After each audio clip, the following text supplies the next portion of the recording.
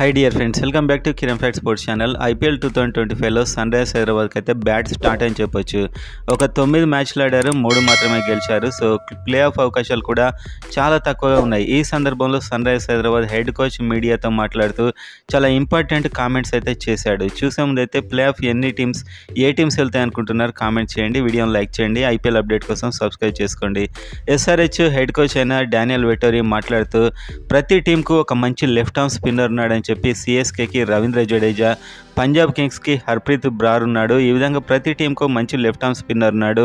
మేము కూడా మెగా యాక్షన్లో గుజరాత్ టైటాన్స్కి సంబంధించిన సాయి కిషోర్ ఇతడు మెగా యాక్షన్లోకి వచ్చాడు, వాళ్ళు రిలీజ్ చేశారు. సో ఇతడి కోసం తాము స్కెచ్ చేశామని, ఇతన్ని ఖచ్చితంగా 80% కొనాలని తాము ఫిక్స్ అయ్యామని, కానీ అప్పటికే గుజరాత్ టైటాన్స్ మాత్రం లాస్ట్ మూమెంట్లో 2 కోట్లకు ఆర్టీఎం కార్డు వాడేశారు.